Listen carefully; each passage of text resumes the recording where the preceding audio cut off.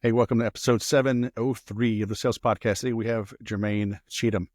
Just wrapped up my interview with him. He is living abroad every couple of months, goes where he wants to go, and he's been doing this for many years. He shares his secret to success, how he succeeded in sales, how he struggled in sales, his epiphany, his breakthrough, and then how he branched off to create multiple streams of income. So you are in for a treat, all right? And if you want ongoing tips, sign up for my free newsletter. It's at free.fixerwest.com. You get my regular insights, and you get my 42-page free guide, the Inbound Sellers newsletter. So check that out, free.fixerwest.com. And now let's get on with the show. Jermaine Cheatham, founder of CreatorsLearn.com, all the way from Thailand. Man, welcome to the Sales Podcast. How the heck are you? I'm doing great, Wes. Thanks for having me, man. I'm glad to be here. You know what? I think I got two guys from Thailand on this week. What are the odds? I was on this guy's podcast last week for the second time, and he's been in Thailand since the 90s. So Andrew Stott's having him on. He's got a coffee business. He's a financial analyst. I mean, like an interesting dude. So crazy times. Gotta love technology, huh? Just do this from wherever you want. Beautiful. Why'd you pick Thailand? It was the next stop. I'm like one of those type of entrepreneurs that I bounce around to a new country every 2 to 3 months. And so I was in Tokyo, and then I went to Taiwan, and then I'm here. So it was a little too cold in Tokyo for me. So I needed to get to the warmth and the beach. So I'll be here for, I don't know, maybe a couple more weeks, maybe a month, and then, head to maybe Vietnam or somewhere else. Nice. Just like an Airbnb, or what do you do? Airbnb, yeah. Usually long-term stays, just everything set up, ready to go. And I can focus on work and relaxation at the same time. Do you go alone? Do you have a family? Do you go with friends? What do you do? By myself right now, yeah. So I have no idea what that's like. I've got 7 kids, 29 years of marriage. There's no alone time. being with others is powerful, but being by yourself is even more powerful. Yeah, cool. So did you launch your own thing, grow it, and then travel? Or did you launch it? Have you always been kind of nomadic and launching things as you go? Kind of a new thing, really. This was never like a plan. My whole plan was just freedom. And this was not part of the freedom plan. It was more financial freedom. But once you start I understand there's levels of the game that once you get to financial freedom, you realize, oh, I have a lot more time now. And then once you realize you have a lot more time, then you realize, well, I don't have to physically be here, especially when you have a leveraged business model. So I can work from anywhere, France or Bangladesh or Thailand or Omaha, it doesn't matter. And so that was kind of a byproduct of the financial freedom part of it is the travel aspect. So I've been doing this since 2016, the travel part. First, it was just escaping the Arizona heat in the summer. Yeah. So I would go to San Diego for the summertime. And then I started to realize I don't even have to be in the United States anymore. And so 2019, I started to do this full time and just travel around the world. I've been to plus countries and run my business from all of them. So, there's a 1,000,001 books on goal setting, right? And everybody's like, you gotta have these clear-cut goals and your time plans and stages and targets that you got to hit. But it sounds like you kind of chose a direction, maybe, and as long as you were headed in the right direction, things kind of unfolded for you. Is that safe to say? Versus like this perfect strategic 10-year plan, exit strategy, blah, blah, blah. Yeah, I kind of have a contrarian take on goal setting. I think goals are for losers. Winners use processes, and they follow these processes, aka habits, every day. And so the habits will actually get you farther than your goals. Goals just make you frustrated because either A, you miss them and you feel like a loser, or B, you hit your goal and then you feel empty because now you have to set another goal. It's like a hamster wheel. Versus if you have habits and this is who you are, you wake up, you go to the gym, you exercise, you make your outreaches, you send your emails, you send your DMs, whatever your habits are or your processes that will get you to your goals and beyond. That's what I focus on. And so I can't dictate where life's going to take me or business is going to take me. I just focus on where's the leverage. I'm looking for leverage points. And so I'm maniacal when I'm looking for this one point. And then when I find it, I press on it for 4 hours a day. And then I get results that are far superior than any goal I could ever set. So when you started out in business, though, I mean, it's, and I agree. I love processes. I love, I tell people, like, what are you going to do in the next 15 minutes? It's great to have this 10-year goal and you want to be a millionaire and blah, blah, blah. What are you going to do today? But what was your, you talk about leverage, did you have like a W-2 job and you're like, I'm going to build something on my own? So, I mean, there had to be some type of, lack of a better term, a goal, a vision, a destination you wanted to get to, or you had to choose a vehicle to get you there. So like how did this start? Well, it all started with me being in massive fear as a kid. And so I realized the only way for me to really grow is to get over this fear. And so either I am going to tackle this fear head on and create something that will give me long-term value and hopefully society long-term value, or I'm going to succumb to my fear and just stay small. And so I thought the biggest way for me to overcome my fear, and the reason why I had all this fear is because I basically grew up on the wrong side of the tracks, abandoned by my biological father and adopted father by the age of 7, moved 18 different times. So I had a lot of confusion and just a lot of angst. And I thought the world was harsh. I thought the world was cruel. And Einstein has this great quote, the most important question you ever ask yourself is the world hostile or is it friendly? And I was like, I got to figure this out for myself because my mind was playing tricks on me that the world was hostile.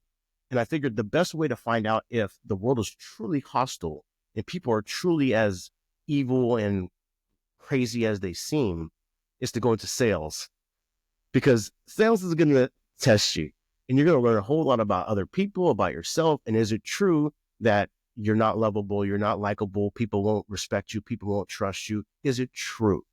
Are people nice? Are they kind? And you find out really quick in sales. And certainly I did. And so I got into sales. I got into, a sales job, making 300 cold calls. And I realized people are very friendly and very kind and very helpful, especially when you show the initiative to help yourself. And that was my first tipping point of, so the path to freedom is through sales first. But you get stuck if you're a W-2 employee. If you're a 9-to-5er, you get stuck. It's just, there's no freedom there. And so I realized the progression from sales to entrepreneurship is not only natural, it's mandatory if you want to grow personally and professionally. And so then I left the 9-to-5 and I started my own financial services company. And this is the point I'm pressing at, Wes, is the leverage comes from you growing from picking niches, which is sales to entrepreneurship, but also what are you actually selling? Who are you selling it to? And how are you selling it? Is there leverage in that model? And from that viewpoint, that's where the freedom comes. Interesting. It's interesting that you found out people are friendly through cold calling. Most people don't have that experience. Not easy. So when was this? Like, what years were you banging out the calls? So I've been doing cold calling. I was doing door to door before I was doing cold calling, which is even worse. But you cut your teeth. You learn that, people are emotional and so are you. It's just like a mirror. So it's beautiful. But I was doing this since 2003 till 2000. The pure cold calling was 2003 to 2000 and probably 6, 3 years of 12 hours a day, 6 a.m. to 6 p.m. But I had no strategy. I had no really idea what I was doing. I was just going through the motions because everybody at the office was doing the same thing. And the leverage comes really with strategic partners. Because when you have strategic partners, you don't have to do all the cold calls. They do the work for you. And it's just trying to figure out, what is the best way for me and for you and for your client to win? I'm looking for win-win-win situations. And so when you can leverage strategic partnerships, instead of doing the cold calls, you get your time back, you exponentially get more deals and income, and you're actually having fun because it's simple and it's easy and everyone's winning. Yeah. So how did you figure that out when you were cold calling? Like, is it through like a mutual fund or, other uh, types of businesses, you partnered up with somebody from one of those? Like how'd that pivot happen? Yeah, so it was really just luck. I was working on a deal. So I was in financial services working on a loan deal. And the guy that I was working with, that was actually the person that we were going to be paying for this piece of equipment that we were financing, he says, "Hey, Jermaine, this is great. I have a bunch more deals for you." And this little light bulb went off in my head. I'm like, "You have a bunch more deals for me? I've been chasing people, trying to see if they need loans, if they need financing, but you're going to bring them to me?" And I realized, wait, why am I chasing people? I should just partner with people that sell this equipment and have them bring me deal after deal, week after week, month after month, pre-sold, because the psychology of trust is already baked into the deal. I don't have to convince. I don't have to persuade. They're just ready to sign. So it was kind of luck, but I always believe if you put yourself in enough situations, luck always favors the bold. Yeah, for sure. So you started having success there, and did that give you the freedom to then think bigger and to think entrepreneurship? Without question, because I was still stuck in a 9 to 5. I was still going to these stupid meetings, dealing with people that run a company that have no direction, have no vision, that are struggling themselves to get by. So I was like, I don't want to be here. I don't need to be here. I'm only getting a percentage of my commissions. What am I doing? I'm going to die. Like, life is too short to be just kind of tiptoeing through life, hopefully to safely arrive at death. What the fuck's going on? So again, this goes back to like, hey, is there fear or what's holding me back? And 100% is fear. And so in order to grow, again, there's a progression: sales, entrepreneurship. And the funny thing about it is salespeople are the best entrepreneurs because 90% of business is sales. Nothing happens without sales. Nothing. And so the other 10% of entrepreneurship is just, admin and basic stuff, which you can outsource if you need to. But it's literally a very, very small percentage. It's just talking to people. Business is done with other people. So I broke out in 2016 and said, I'm doing this on my own. And it was life-changing because I was able to get my time back. I was able to exponentially increase my income. And then that gives me this freedom to travel wherever I want.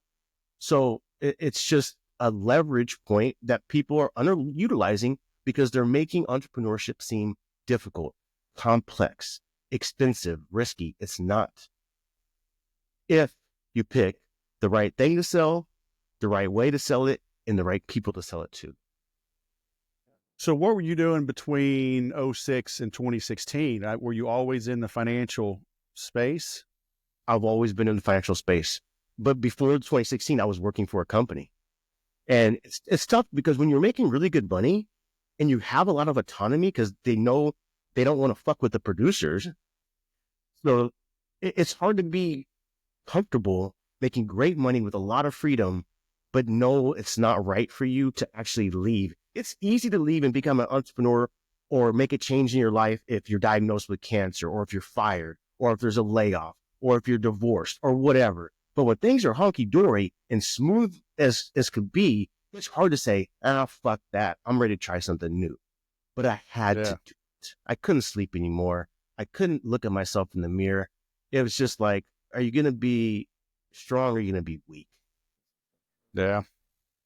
So did you create like a competitive product, or did you spin off into something it wouldn't get you into trouble, right? 'Cause, I mean, I was in the financial world. Those guys can be cutthroat if they think you're going to compete with them.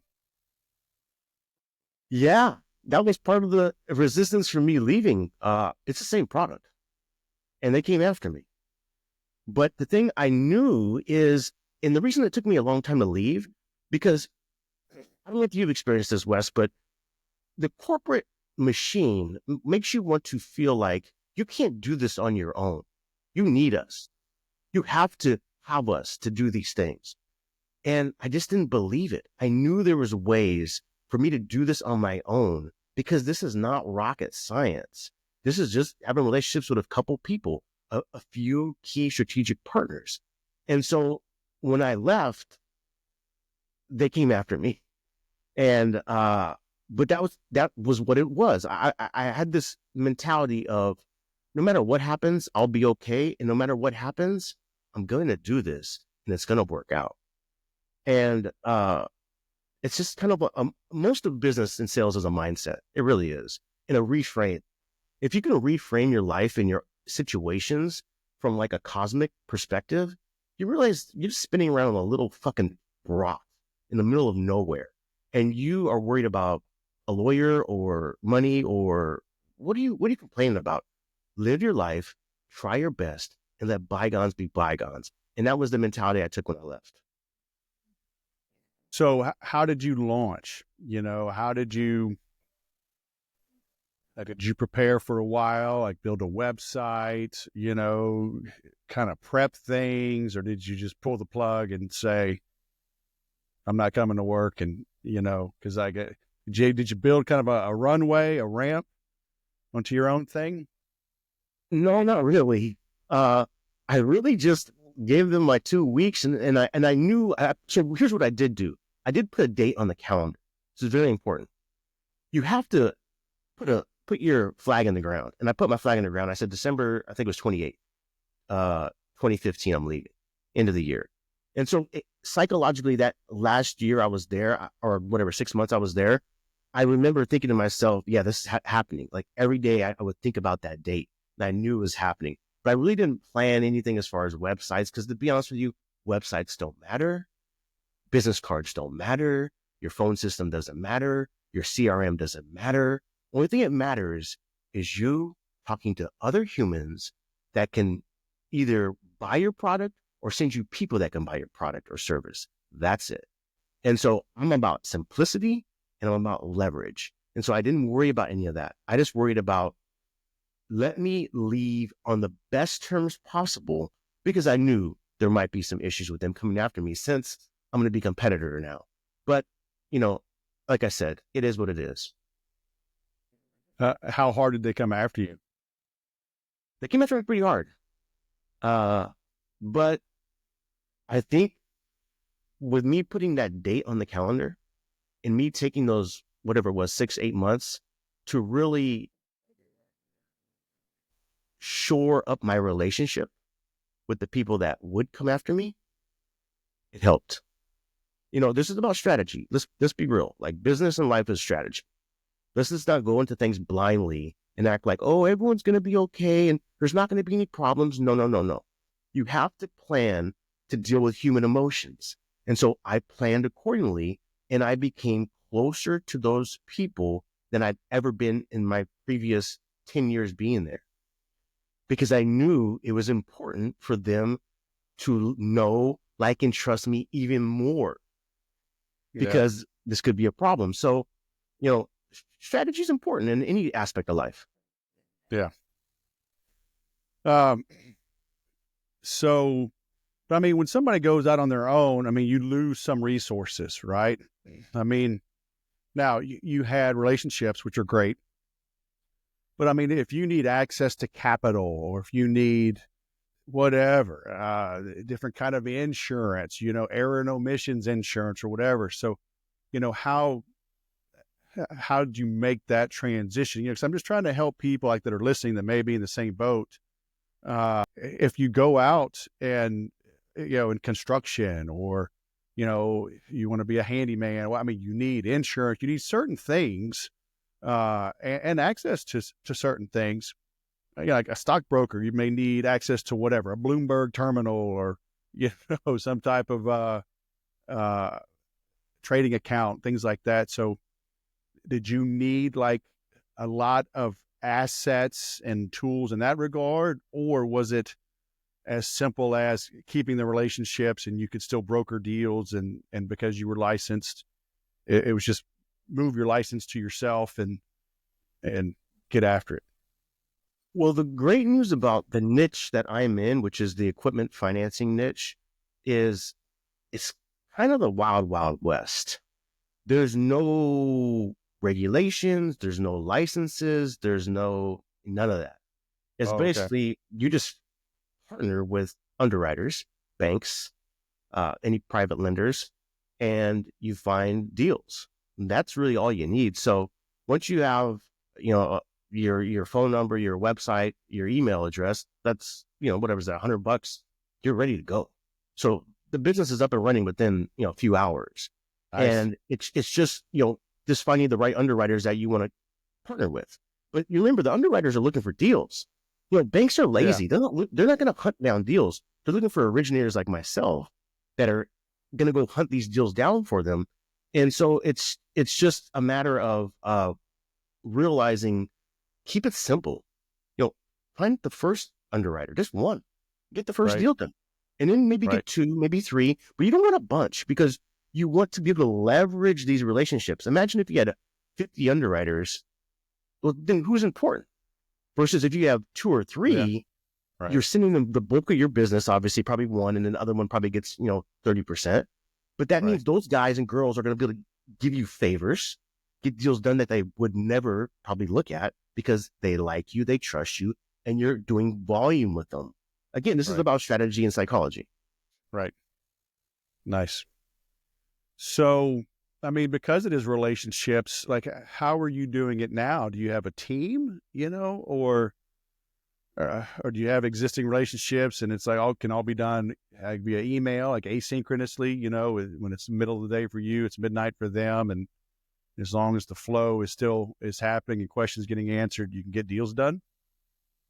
Yeah. So I don't have a team, and I don't really believe in teams per se. I believe in freedom. And so teams for me personally reduce my freedom. And so this business is so leveraged. I've always built this business on under 4 hours a day working. And because I'm looking for the leverage points, I'm just looking for the strategic partners. And then once deals come in, this is literally, you're sending a handful of emails. The documents are electronic. You're copying and pasting for the credit proposals. It's super simple. So we're talking 30 minutes, an hour a day. So I don't need a team. This is super easy, if even, an hour a day. And so, because I like the idea of, let me sprint in the morning. And this is what my clients and my students do. They work in 4-hour time blocks. And so they still have their 9-to-5 job, but then they'll, shift to their equipment financing business in the evening, get on LinkedIn, start messaging people, have a few conversations, because it's so leveraged. You don't need to spend 8 hours in front of a desk waiting for people to call.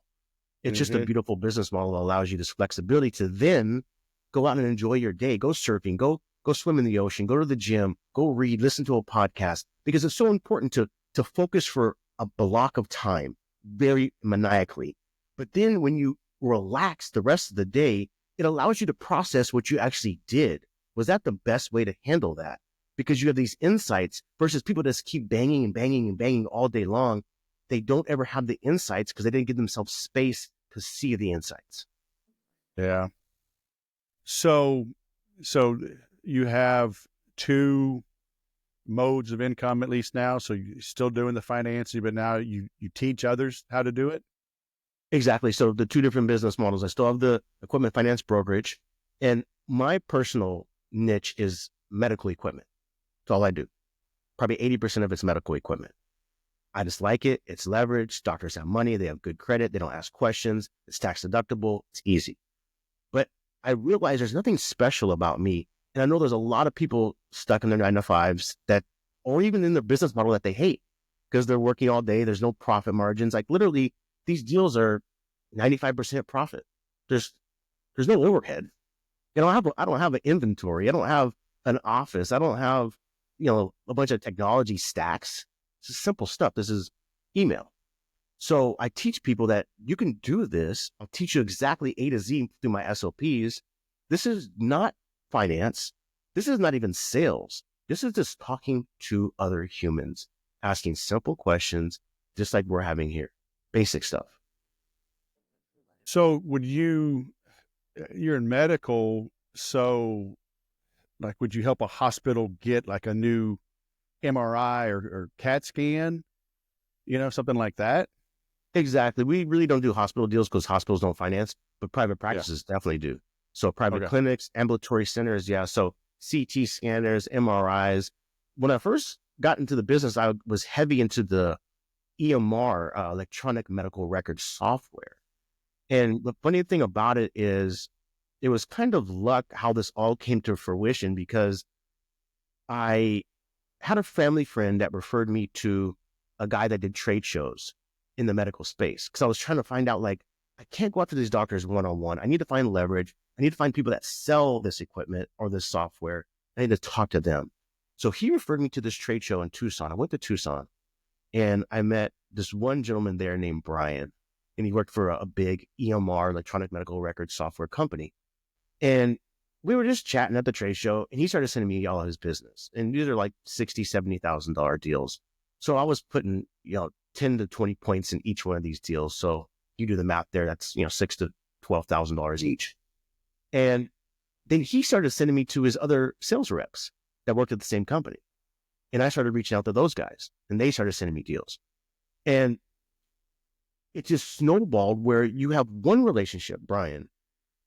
He splintered off and fed me still to this day, probably 15, 20 different people that still send me business in different arenas. Because if you're an EMR software and you leave and now you're selling ultrasound machines, guess who comes along? Me. And then he has a whole new network of sales reps at that new organization that sends me deals. And then maybe Sarah from that organization, she says, no, something, I'm going to leave and start my own business and sell my own ultrasound units. And guess who's doing the financing? Me. And I say this, Wes, to say this. Brian came to me about in 2018. He said, Jermaine, I'm getting burnt out in my 9 to 5. And he was still selling software. He says, I want to do what you're doing.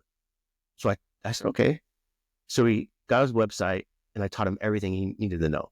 And we were splitting the deals 50-50. And I was doing all the back office stuff, and he was feeding the deals to me because he had a buddy, just like I'm talking about, that worked at a medical device company that was feeding him deals.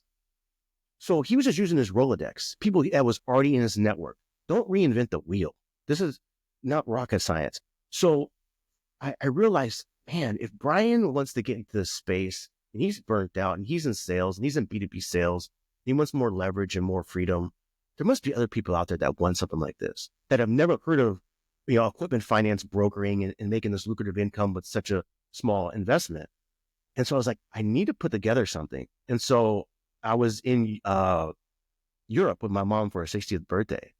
And I was trying to put this whole program together, but I realized, when you're traveling, you want to enjoy the travel. You want to go to the Coliseum. You don't want to be answering phone calls and emails and hopping on all this stuff.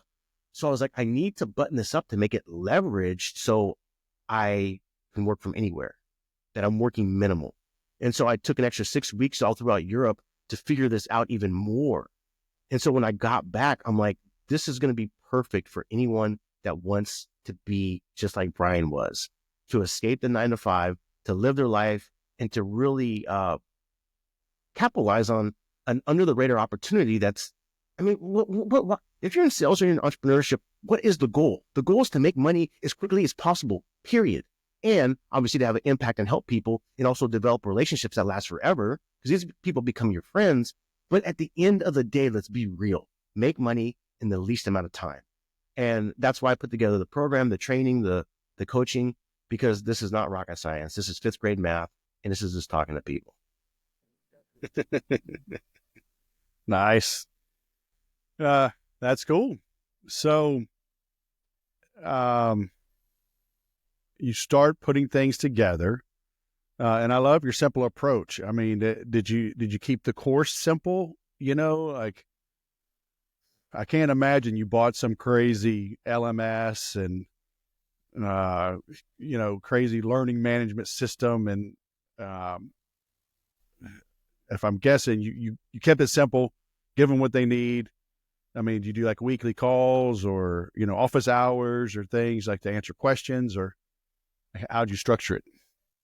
Yeah, so I kind of have the adage of I want to give you as much as possible, but in the least amount of time, because I want to give you what's necessary. And so the courses, I mean, considering this is an entire business model, a business in the box that is in financial services, that has a lot of moving pieces, but the moving pieces are not important at the same time. It's like engineering. A lot of people have to think from first principles. And so if you're thinking about move Z before you've done move A, you're shooting yourself in the foot.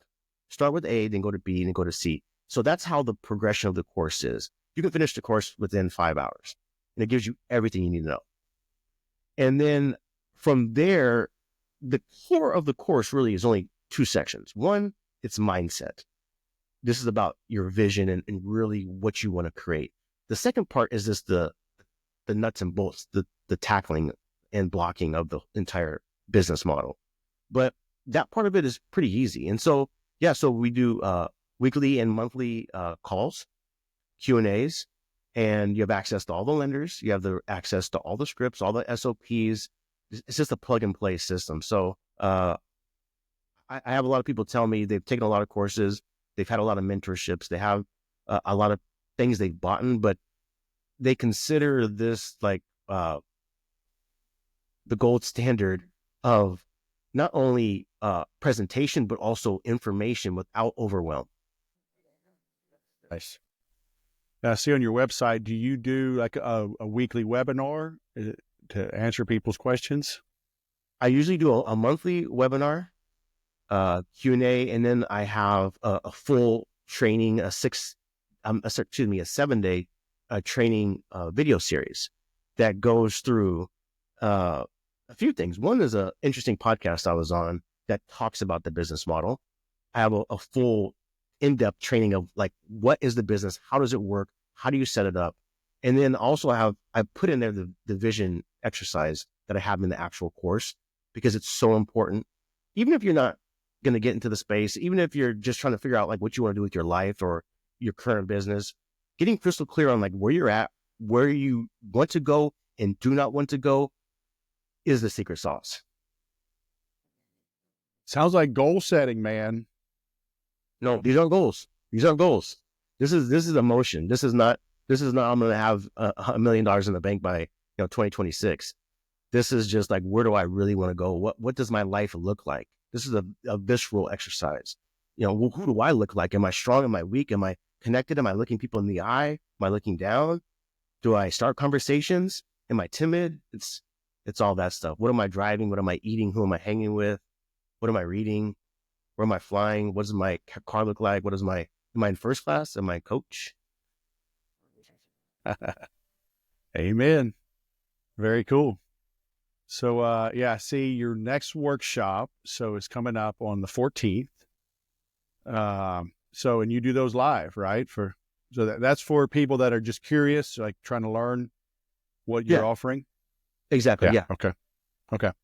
And then, so February 14th, because I'm going to publish this episode right away so some can hear it.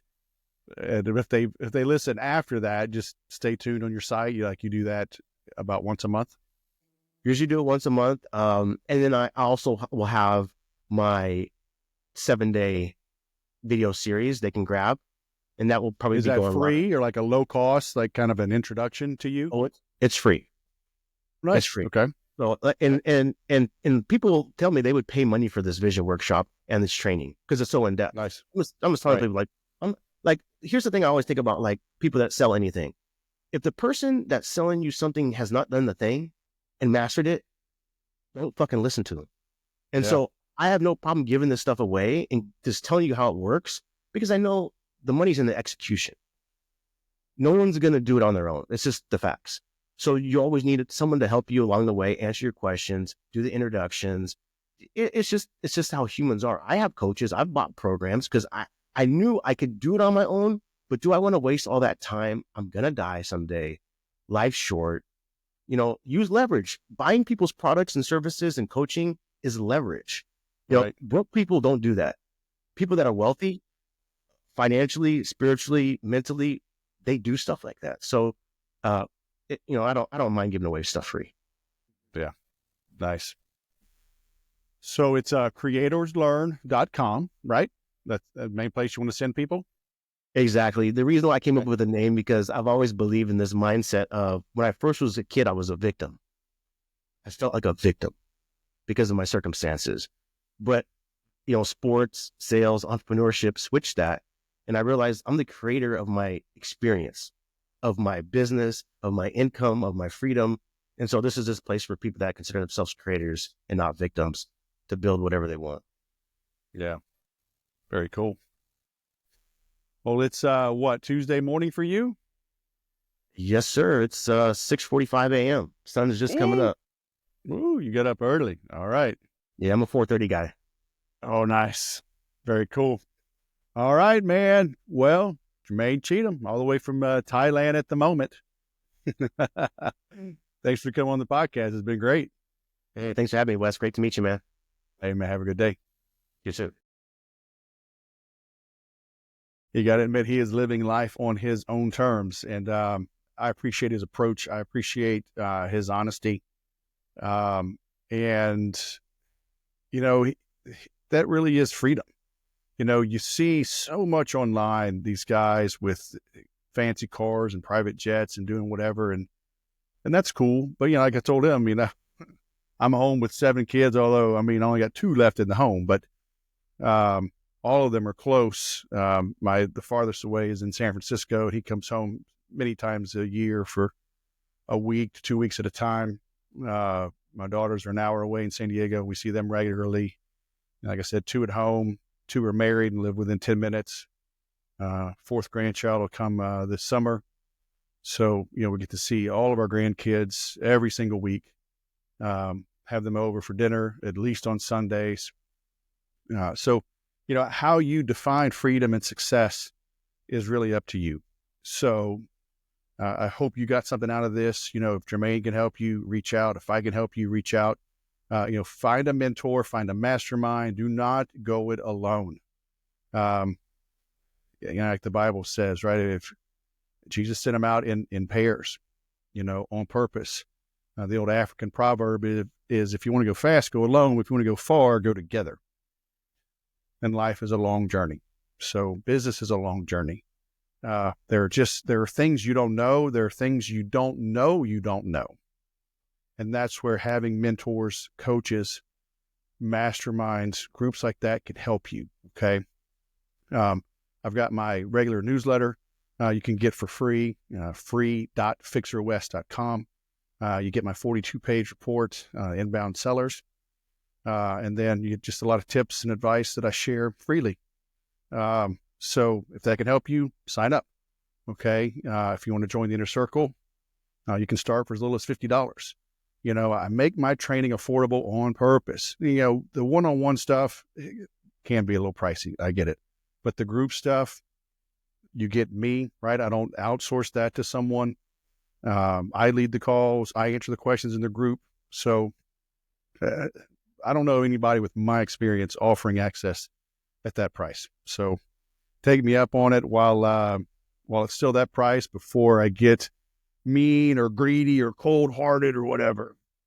All right. That won't happen, but you get my point. Jump on it. Okay. Thanks for listening. Let's go sell something.